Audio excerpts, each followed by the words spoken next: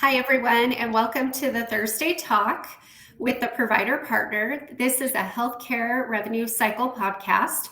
My name is Tracy Olston. I'm joined with Dr. Charles Hunley and our special guest today, Saliha Javid. One of the things that we wanted to talk about with a lot of the groups that are out there is credentialing pitfalls. I know we get a lot of questions on a weekly basis on some of the issues and problems that providers are facing with their credentialing and the way that they are being paid out and reimbursed by the insurance companies. So, Saliha, do you want to just kind of introduce yourself and explain to everybody why you are a subject matter expert in credentialing and provider enrollment? Yeah, sure. Thank you for having me, Dr. Hunley and Tracy. I'm very excited to talk about my side of the world since it's always overlooked and undermined. But I've been in the industry for over 15 years, and I've ended up having a passion for credentialing contracting only because of the dynamics of it. This department holds so much as a foundation to any business, any practice, any provider, but at the same time, it's very undereducated. Our providers don't know how much power they have over these payers, how much power they have with their contracts. And getting that knowledge over to the providers has become a passion because it feels like I'm still contributing to my immigrant mother's dream of being a physician, which I never wanted to be. Nope, no disrespect to anyone, but I feel like I'm still giving back, helping the providers and helping them get reimbursed for what they should be reimbursed for, not what everyone's getting them contracted at. So I've worked across multiple specialties, ranged in pediatrics, behavioral health, family medicine, internal medicine. And at the end of the day, I realized that our providers will sign anything just to be a network. And that is such a downfall because it shouldn't be the number of contracts for a network. It should be what am I getting reimbursed at? And our providers tend to realize, or they forget to realize, that they can push back.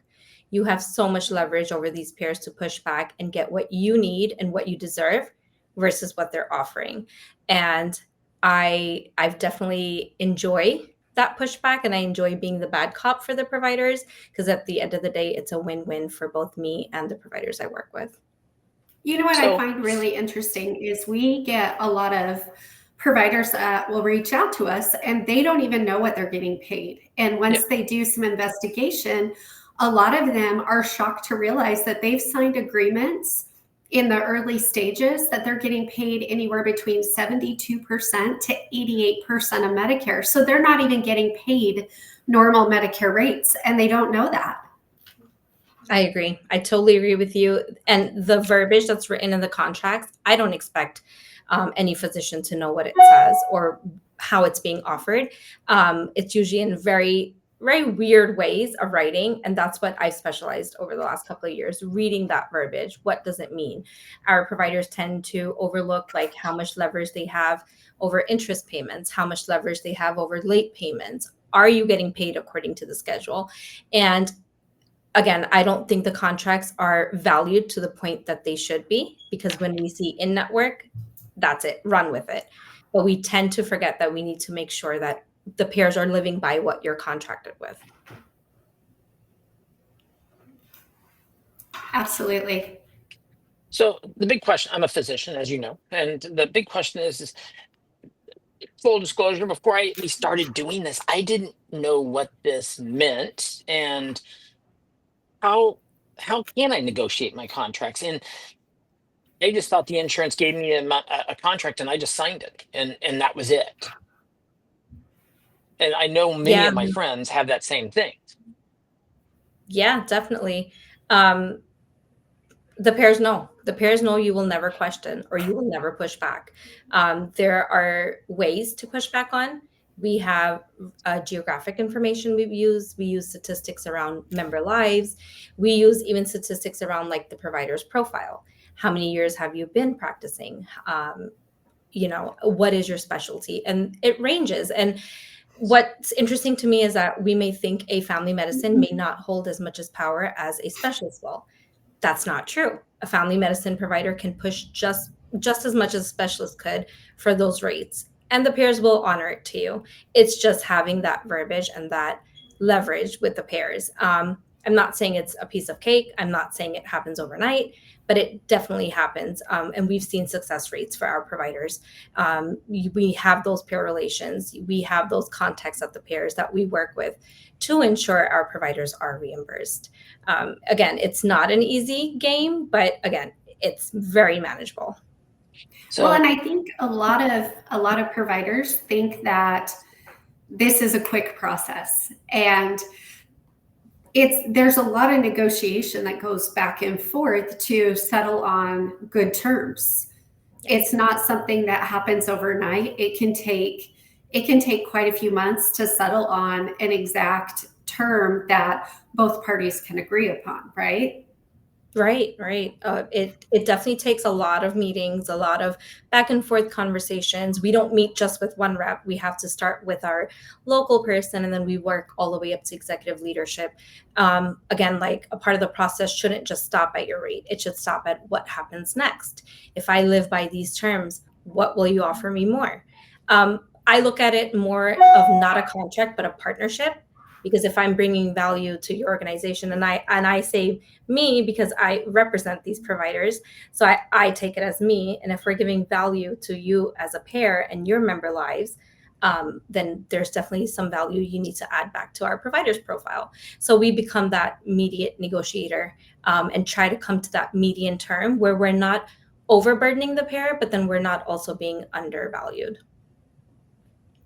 So what do you think the biggest pitfalls are So I have for a big question. physicians?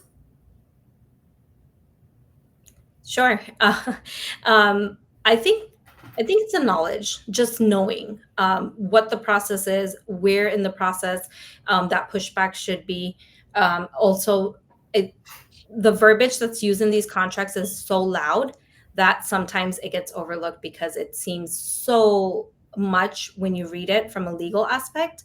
But once you do this day to day, you kind of know what block points to go to, you know what point to push back on, which makes it easier. Again, like I wouldn't expect Dr. Hunley to know what a contract will entitle because that's not his specialty. We would, because we do this day to day, so we would know where that pushback would be on. And again, like I need to stress this, and I don't think every provider understands this, but a front desk manager, and no disrespect to any team members, but a front desk member or anyone that's just a medical assistant on the team may not have that knowledge. So sometimes when we have our office personnel complete these contracts, they do what they seem is right in their aspect, but that's not right because they probably would bind you in a contract for 2 years or 3 years, and you can't do anything about it. So we need to make sure we have specialists looking at your contracts before you bind yourself into one. So listen here, because okay, I do a lot of inpatient. So who typically does the contracts? I mean, I know physicians don't, because if you ask my friends, we're like, hey, you know, our office does our insurance, acquisitions. Who typically does it? That's a very broad question because it ranges. If I go back 15 years back into my work history, I was a front desk for a multi-specialty practice and I did their contracts. And at that time, I didn't know what I was doing. So I know it happens in the industry where front desk team members or anyone that's working in the office will take that initiative. Or I've seen RCM companies, and not every RCM company is specialized in this aspect. Again, it is a department that has to get built on over the years. So I've seen anyone and everyone do quantity over quality. It's the number of contracts versus nothing. Mhm. It looks at the quality of it. Yeah, no, I mean that's So, honestly, I'm sorry, Tracy. That actually, no, I you're mean, fine. we talk as a physician. We actually talk. We have this many panels, or we have this many insurance providers, because our concept is the more insurance panels you have, the more people that come in the door for you. And so Yeah. you're trying to tell me that sometimes working smarter, better contracts is better than me just working harder. 100%. 100%. I mean, these pairs need you in their network just as much as you need their contracts to be a network provider. They have member lives they need covered. They have members that may have a preference to see you over another specialist or another provider. They need to cater to their members. And in order to cater to their members, they need a great provider panel. And if you remain out of network and they get 3 referrals from a member, they will go to your terms. They would like to speak to you. They will like you on their panel. So I guess we need to understand, or our providers need to understand, that they have more leverage in this phase than the payer does. And again, that gets overlooked because sometimes you don't have the right contact. Sometimes the person working your contract doesn't have that knowledge. So knowing or having all of that, all of your ducks in a row, definitely helps that process. Yeah, no, that I sounds think that's it's rational.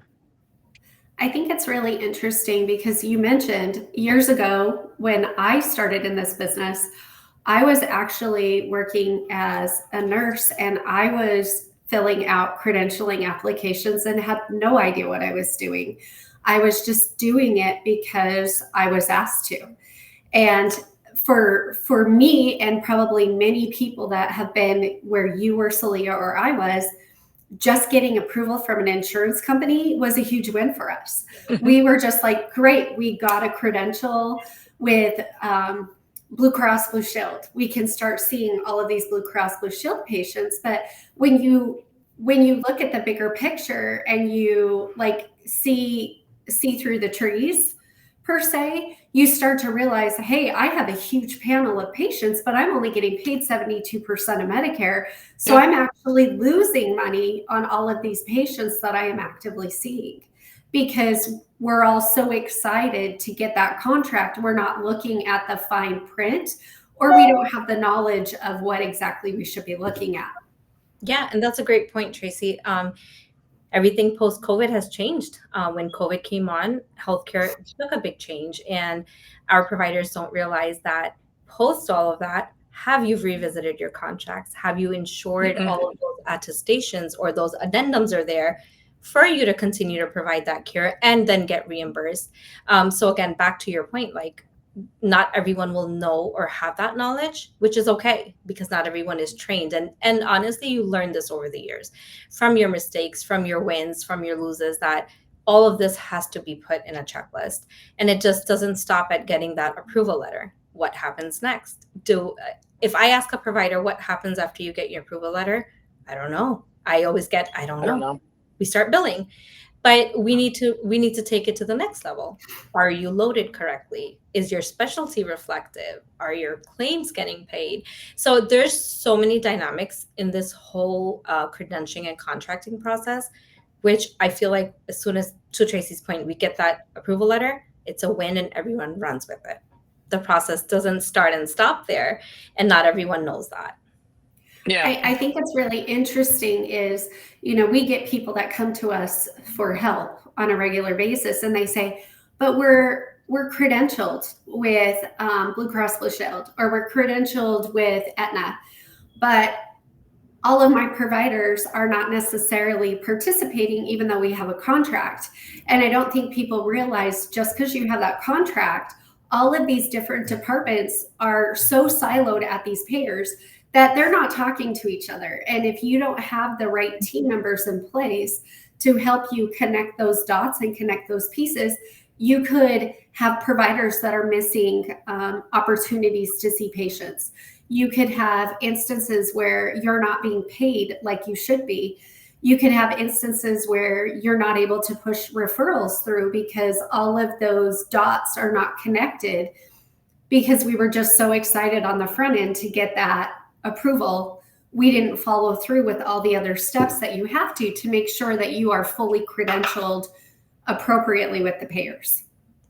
And honestly, I will tell you, being a physician, if I asked myself until I went through this process, I was like, okay, I got my contract. I should be getting money in any moment. If you ask me my percentage, I'll honestly tell you, I'm in a large group. I asked my business partner and I asked my my practice manager. They don't even know. And what happens a lot of times, especially with physicians that are in these hospital environments, when they decide that they want to go out on their own, they don't realize that when you are in a large hospital setting, you are probably delegated as your credentialing, which means with the delegation is we don't have to go through all of the paperwork and all the approvals that we would normally have to if you were an individual provider. And because of that, they don't check all of the things that we check, like the OIG exclusion list, the NPDB, the student residency checklist. There's all these things that when you're delegated, they don't check and they don't verify, which also, it's good and bad, because with delegated contracts, I know you've seen it, Saliha, with delegated contracts, they'll give you a certain percentage of Medicare. It's never over 100% of Medicare with delegated contracts, because they don't give you a better rate, because you don't have to go through all the pain of that credentialing and that contracting piece. Yeah. And to add to that, I've seen providers leave physician groups or hospital physician groups where they were enrolled probably as a non-billable provider for Medicare or a non-billable provider for Medicaid. Mhm. And when they come to us and we start these enrollments, they're upset because their Medicare enrollment is taking long. But we tend to forget, when you're signing these, you're signing to become a non-billable provider. And every insurance, once you become that provider, has a whole new process for you. Can you describe that for me? Because that's a new term for most physicians, a non-billable provider. Because most of us, hey, we're I joke around about, we're making the donuts, we're seeing the patients, we're documenting, we're sending, we're billing for the patients. Define that for me. Yeah, so I've seen large physician groups or large hospital physician groups. They have certain contracts where maybe one may not bill Medicare, or one maybe has like an agreement with CMS where they probably do some sort of payment schedule, so they don't enroll their providers, and they'll enroll them as non-billable, which means you are agreeing to not bill Medicare and not accept any Medicare payments for a specific time of period. That has to be, once you're ready to go on your own, or once you decide to join Medicare, it's not a 1, 2, 3 process. You do need to do an appeal to it. You do need to submit like reconsideration and wait to get approved before you could even proceed with an enrollment. So there's like an added layer of application processes there. So, okay, and I'm sorry, I'm opening up a can of worms, but let's say I work for a large hospital and I'm the non-billable provider in my group. Where does those RVUs go? Where does that billing go that I'm earning? It could vary. Perhaps they could be billing under another provider, or perhaps there could be a billing arrangement that you may not be aware of, or it's getting billed under the group. Again, I can't speak for those groups, but I've Mhm. seen different billing arrangements. So it could be that they don't need you billing for your specialty. Maybe they need to bill under another provider. So then when I go to, let's say I start a private group and I'm a non-billing provider, and I decide I'm going to go with a 4 doctor practice groups, which is coming very popular lately, is to leave these large practices and go back into private practice. Is it harder for me to get credentials to all these, Medicare and insurance and Blue Cross and Blue Shield? And I mean, It's definitely, I won't say it's harder. I would say it's lengthier. Because when you leave these large physician groups, it's a 90% percentage that you are delegated. And we need to understand, when you're delegated, the payers, once you venture off on your own, they won't recognize you as a credentialed provider. You may have been delegated and okay. rostered. All the terms are different through these physician groups, but once you leave, it doesn't end there. You need to make sure you get delinked from their delegated contracts. They need to make sure they properly term you so that you can start your own contracts. I've seen providers leaving physician groups, starting their practice, and we cannot submit an enrollment because their medical staff department has not submitted a D-link. So now we're dependent on a previous employer to take that step for you so we can start the process. And we need to make sure, everything has to be done in a timely manner. Our providers, they tend to not know their CAQH portals Mhm. or their usernames or passwords, because I don't know, sometimes I see the wife has set it up or the husband has set it up or his staff has set it up. It is so critical that you have that information and you know where it relies or where we can use it to do all of that. So again, it's not hard, it's just lengthier. Okay. And I'm asking this as physician. So let's say I'm going this pathway. I'm going to do two things. I have contracts, right? I don't know. I mean, can I renegotiate if I'm getting, as you said, 70% of Medicare, which in my specialty would be, I would go, bankrupt. Uh, can I renegotiate those things? Yes, absolutely. And every provider should. I mean, I would always voice for it. You need to. I mean, I look at my outlook is, or my view is, what is the worst that will happen? They will come back and say a no. Okay, we'll keep it on file and we'll appeal it again, or we will try again. But not trying is not, in my eyes, is not the way it should be. We should definitely aim to renegotiate those. And then when you're renegotiating, you're not only renegotiating your percentage, you're renegotiating all of your terms. When is my next renegotiation? Or what can you add to me on my contract as a value? If I'm serving your members in a very specific setting or in a very specific area, what are you offering back to me? So it kind of becomes that negotiation that just doesn't end at that percentage. And so if you're telling me, and no disrespect, because front desk of the on important, if I should be having somebody who knows how to do this other than my front desk or my secretary or my assistant, because I mean this sets up of how much I make per patient. It sets up, and what you're saying to me, it sets up my like payment schedules. It sets up everything. Yeah, 100%. I mean, I myself have seen healthcare evolve over the years. And as I've been working closely in this department, I've seen everything change. It started from like a simple CAQH application and letter, which was the best way to get approved, to now where there's like online forms, there's different portals, there's processes. So some pairs will want you to start with the contract but then end in credentialing. Well, some pairs will want you to start with credentialing, but then end in a contract. And you need to know those dynamics. You need to make sure all the dots get crossed, they're linked, everything gets loaded. And then a very interesting point is it may say Aetna, but are you loaded with the 91 lines of business Aetna has? It may say United, but are you loaded with the 101 lines of business United has? So it's not just like that one pair name. There's so many other networks within that one pair. So again, I wouldn't expect someone who is taking care of your members, taking care of your day-to-day operations to know this. And that's why someone who has that specialty can better guide you. No, I mean, honestly, that sounds. When you just said Aetna has how many different, it's like I just, Aetna, I have Aetna, or I'm on, Blue Cross Blue Shield panel. I mean, that's what, to a physician like myself, that means that, not, oh, there's 121 of them, or Medicare is has different things. Just recently, in the last, while, I have learned that. It's kind of mind blowing. Yeah, 100%. We just take care of patients. In other words, what you're saying is you need probably somebody who knows what they're doing to help with the contracts. Absolutely. There are so many other parts that are moving parts in it. Once you become, we can say maybe all the enrollments get kicked off at the same time. And now when these commercial plans are contracting you, they may not have your Medicare number.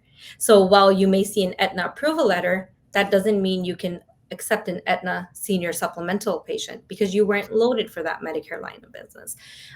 If you're in the behavioral health industry, yes, you got a Blue Cross Blue Shield patient, but you need to be credentialed and contracted through their third party. So if you're not contracted through their third party, you technically will not get reimbursed for that patient. So every specialty has that dynamic and difference in contracting and credentialing that, again, I would say you need to definitely specialize in. That's awesome. So, Saliha, I know we work with a lot of providers at the Provider Partner. If there's a provider who is unsure about what they're getting reimbursed or how their contracts read, what is the best way for them to go about getting that information? If they do it through us, we will do it through the right channels. But the best way is to definitely ask for an audit analysis from the payers, and they are entitled to provide that to you, which is a look back of 1 year, and you can see what rates you were getting paid at. I've seen a very big challenge where providers outsource to RCM companies, or they have staff that probably leaves, and they don't have copies of their contracts. It is so critical to make sure you get those DocuSigns and copies of contracts. I cannot stress it enough, because these pairs will absolutely drag their feet to give you another copy of your contract, of your signed contract. So having that in place is critical. Again, it's not that we can obtain it, but again, it's a lengthier process. We have to chase it down.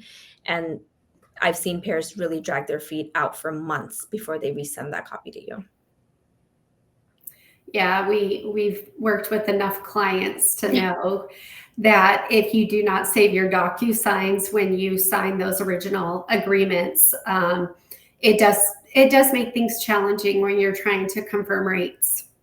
Exactly. So one of the things that in closing of this podcast that I wanted to mention is Saliha actually works with us at the provider partner, and her team are willing to do a free credentialing assessment for any providers that are interested in learning a couple of things about their practice, what their contracts currently read at, if you are delegated with certain insurance carriers, what your reimbursement rates are, and getting an audit profile of you for the last year with certain payers to see exactly where you are lining up. So if you're interested in working with Saliha and her team, go ahead and reach out to us on www.theproviderpartner.com.